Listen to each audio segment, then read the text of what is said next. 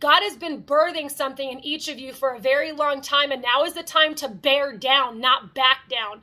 Because as you bear down, you're going to see that promise pushed out. You're going to see that promise come to fruition.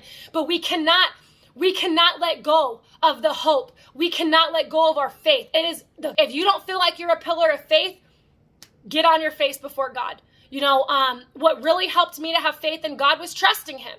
If you're in a place where you're like, you know what, I want to have faith in God, but I just don't trust him like that, that means you need to go deeper with God.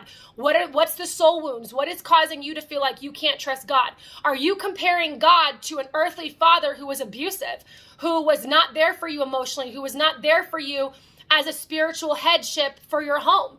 Are you comparing God to something you had that isn't, right? You have to really go deep, and usually because we're comparing God to our own false perception of what an earthly father was supposed to be. And if you had an earthly father that maybe wasn't the spiritual head of your home, he loved you, but he didn't know God. He didn't know God's voice. He didn't know how to lead a home according to God's plan and God's will. That can mess with you, because then you're expecting God to be the same dictator that your dad was. You're expecting God to be that same way that your dad was. And that's not God. God is loving. God is merciful. He's graceful. He is big on accountability, though. God is big on accountability, but God is always there for you. As soon as you turn around and you repent and say, God, I am a mess. I don't know what I'm doing. I went away from you. I need help. Please help me. He is arms wide open, and he will help you because he's a loving, merciful, graceful father. And if you did not have that growing up, that's where you've got to start. Our dads didn't know the love of God. How can they give something they haven't received? And moms as well, right?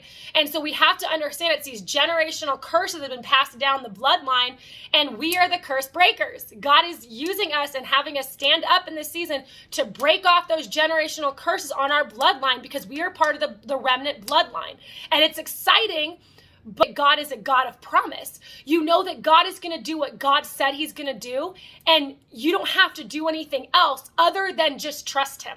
And so in this word, guys, do not back down, bear down, okay? Push that promise out. Keep trusting God. If this is resonating with you and you're like, you know what, I'm lacking faith. Wow, you know what, I do look at God like that. Wow, I don't see God in that way. Start reaching out to God. Ask him, God, show me who you are. Show me your unconditional love. Show me your mercy and grace. Just give me a touch of you. Help me to feel you better. Help me to feel you stronger, because God is there, but God is a gentleman. Invite him. When you invite him, he'll come. But he's a gentleman. He will not shove himself on you. So it's where I would encourage you today. God, I invite you into my heart. I invite you into my wounds, into my soul wounds. I invite you into the pain.